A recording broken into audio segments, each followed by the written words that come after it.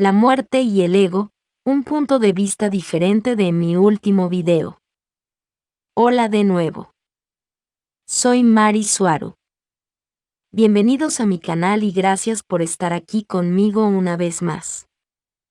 El cuerpo y la forma en que encierra la conciencia y el conocimiento de un alma en tener una experiencia que es limitada a través de la capacidad de percepción de solo sus 5 sentidos básicos, y combinado con el velo del olvido, crea una ilusión muy fuerte de que el mundo material es todo lo que hay, también haciendo que el individuo entre en un estado determinista, como también en modo de víctima, causando que el alma tenga una experiencia limitada ya que no tiene el contexto, como memoria, para saber completamente, o recordar que es mucho más que solo un cuerpo, que solo está teniendo una experiencia temporal en el mundo de los vivos. Esto naturalmente crea una percepción limitada de lo que es la existencia, y con ello, se crea el concepto de yo, de mí, de la identidad del ego, dejando al alma, la verdadera conciencia que todos somos, solo como algo muy atrás que se manifiesta como un profundo sentimiento de que falta algo muy esencial. El miedo a la muerte aparece entonces de forma natural, tanto como resultado de la observación de otros seres muriendo alrededor del sujeto, como por un profundo conocimiento interior de su propia finitud. La muerte como el fin de esa identidad, de ese yo ligado a esa criatura concreta que vive sus pocos días de existencia en el mundo de los vivos, y que hará hasta lo imposible por mantenerse con vida el mayor tiempo posible, y pase lo que pase, y eso muchas veces puede incluir incluso pasar por encima de la vida de los miembros de su propia especie. Con ello contribuyendo al concepto de supervivencia del más fuerte. Ese fuerte y natural apego a la vida, e inherente miedo a la muerte hace aún más difícil para el individuo saber realmente que su conciencia no termina cuando su vida en lo físico se acaba, dejando la noción y los conceptos asociados con la vida después de la muerte, incluyendo todas las pruebas que pueda haber, solo como el resultado de un fuerte pensamiento deseoso, como el resultado de la negación, y de no ser capaz de aceptar la propia destrucción, la del ego con la muerte, porque todos estamos tan fuertemente programados para aferrarnos a la vida pase lo que pase, mientras estamos vivos. Pero algunas personas sí recuerdan vidas pasadas, en un grado u otro, y algunos otros incluso recuerdan cómo era estar en el espacio entre vidas. Por extraño que parezca, esos individuos aceptan abiertamente ser capaces de apreciar la vida incluso más que los individuos que no recuerdan nada más allá de su vida actual. Aunque esto es solo una observación subjetiva, también está respaldada por la experiencia de los individuos que después de sufrir una experiencia cercana a la muerte acaban cambiando su mentalidad sobre la vida y la muerte. Los individuos así, durante sus vidas tienden a no preocuparse tanto por su destrucción en el momento de la muerte, por lo que se centran más en disfrutar de la vida, sabiendo también que el morir no resolverá sus problemas psicológicos, ni su dolor mental. Todo lo que está atormentando al individuo mientras está en el lado de los vivos lo seguirá al mundo espiritual, ya que nuestra experiencia y todo lo que hemos aprendido mientras estamos vivos es todo lo que nos llevamos al otro lado, creando con ello la percepción desde el lado del mundo espiritual, de necesitar reencarnar para resolver todo lo que el individuo percibe que dejó sin hacer.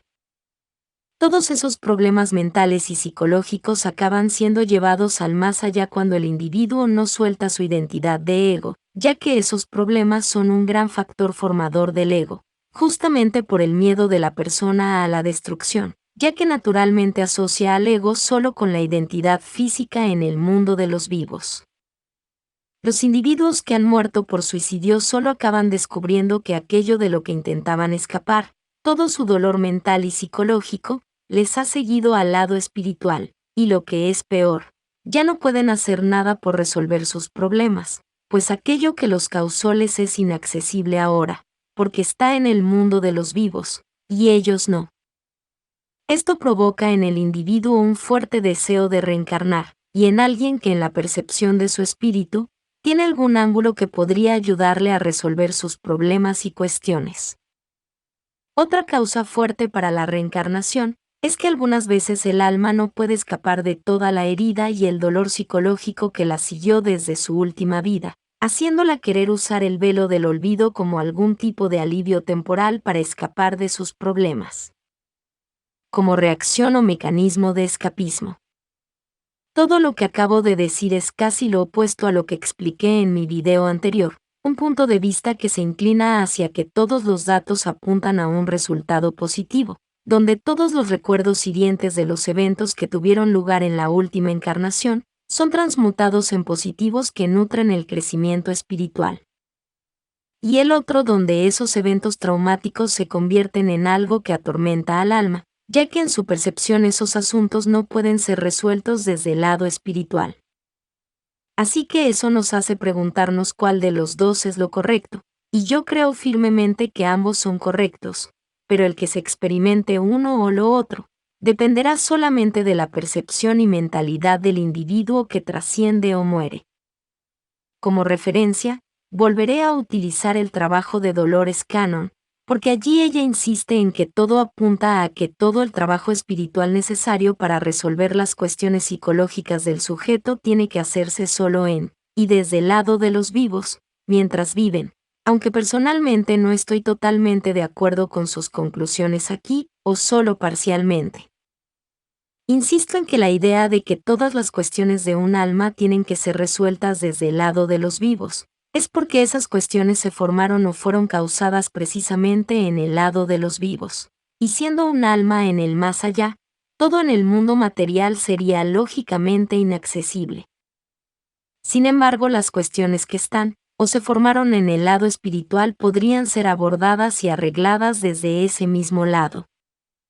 Todo esto visto desde la idea de percepción de que hay un lado espiritual y un lado material, lo que hace que los seres lo suficientemente avanzados como para saber que tal dualidad es solo una ilusión, sean capaces de abordar todas sus cuestiones y problemas desde cualquier lado en el que su atención pueda estar, si es que un ser de tal nivel tiene siquiera ese tipo de cuestiones por resolver, por supuesto.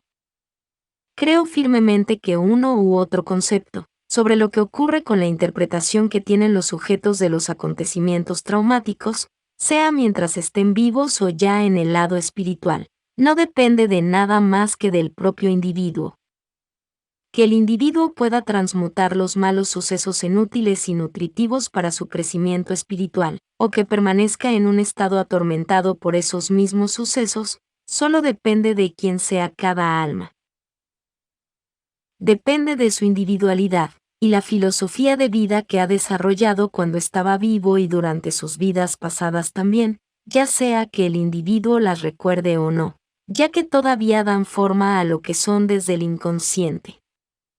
Y lo que puede ser peor, un individuo en cierto estado mental mientras murió, puede permanecer atrapado en sus propios pensamientos de dolor, permaneciendo en una forma de manifestación de cuerpo etérico, que no está plenamente en el mundo de los vivos, ni tampoco está en el mundo espiritual, estando autoatrapado en lo que llamaríamos el bajo astral. Como un fantasma, tal vez. Sentimientos extremos de dolor psicológico y heridas mentales, un fuerte apego a cualquier cosa en el mundo material, y sobre todo mucha ira, miedo y culpa, son lo que atrapa a un alma allí en el bajo astral, que yo podría describir como una caricatura oscura, o como espejo deformado del mundo de los vivos. Una interpretación mal manifestada y retorcida del llamado mundo material. En mi opinión, nadie se pierde ni queda atrapado en ninguna parte cuando desencarna, porque solo experimenta exactamente aquello en lo que se centra y en lo que tiene su atención, y como explicó otra líder espiritual muy respetada, Chio Suan, un fantasma o un espíritu solo sería una especie de eco de una persona, y no la experiencia objetiva de un alma real. Yo personalmente añadiría que ese eco podría ser causado por algún tipo de anomalía temporal, ya que el tiempo es extremadamente flexible y solo depende de quien lo experimenta. Así, en determinadas circunstancias, un fantasma puede ser solo un atisbo de un suceso pasado que se ha filtrado en el momento presente lo suficiente como para ser visto. Puede que ese fantasma no sea un espíritu en absoluto, sino una anomalía temporal en la que dos acontecimientos diferentes, ambos ocurridos en el mundo de los vivos, se cruzan, ya que no existe el tiempo y solo existe el ahora. Nuestro enfoque de la vida, nuestros valores, nuestra ética y nuestra actitud forman lo que somos. No se nos da un alma, ni tampoco tenemos un alma, sino que somos un alma. Somos quienes vamos construyendo nuestra alma a medida que avanzamos, debemos formar nuestra alma porque eso es quienes somos, por eso la experiencia, lo que vivimos y lo que nos deja, y cómo interpretamos todo eso, es lo que importa, dejando todo lo material como solo un medio para lograr una u otra experiencia deseada o necesaria, y no es nada a lo que debamos apegarnos verdaderamente. Un alma se construye poco a poco, con nuestra experiencia personal, y requiere mucho esfuerzo, tiempo en vida y dedicación. Es difícil y es complicado, pero esa es nuestra misión y nuestro propósito en la vida y también en el más allá. Construir lo que somos. Y lo que hacemos y cómo interpretamos de lo que experimentamos, es lo que somos y quiénes somos. Y construimos nuestra alma sin importar dónde esté nuestro enfoque, en el mundo de los vivos o en el mundo espiritual también, ya que todo es experiencia.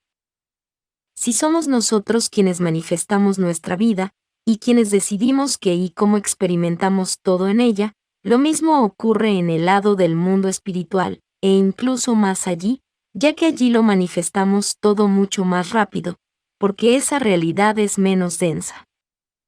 Así que el cielo o el infierno no es un lugar al que somos enviados, o donde vamos cuando morimos, es lo que somos, lo hacemos o formamos nosotros mismos, causamos uno u otro y todos los grados intermedios, ya sea cuando estamos vivos o cuando estamos en el mundo espiritual, porque al final todo es lo mismo, todo es mundo espiritual.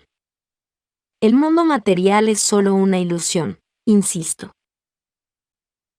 Creamos nuestro cielo y creamos nuestro infierno, porque lo que experimentamos y la manera con la cual interpretamos eso, es un reflejo directo de lo que somos. En el mundo material, un cambio de pensamiento y de percepción puede llevar tiempo, ya que allí todo es pastoso y lento, pero sí cambia. Y no importa lo que estemos viviendo en el ahora, lo que suceda después depende solo de nosotros, y del valor que le demos a cada cosa. En el mundo de los vivos es fácil sentir que no tenemos control sobre nuestras vidas, y en muchos casos puede ser así, pero solo como resultado de renunciar a nuestro derecho a decidir sobre nosotros mismos. Y esto ocurre sobre todo como resultado de apegos a ideas como la culpa, el karma y sentimientos de inutilidad personal y baja autoestima. Y esto puede ser el resultado de estar en un entorno equivocado, y alrededor de personas que son tóxicas para nosotros. Todo esto nos hace sentir que no merecemos un cambio en nuestras vidas, porque incluso podemos pensar que el hacer un cambio positivo para nosotros mismos es ser egoístas. Pero ese sentimiento de ser egoísta comúnmente se nos es implantado por personas manipuladoras con rasgos narcisistas, muy probablemente, sobre todo si son familiares cercanos. ¿Quiénes somos? Y lo que viviremos o experimentaremos depende de nosotros y solo de nosotros.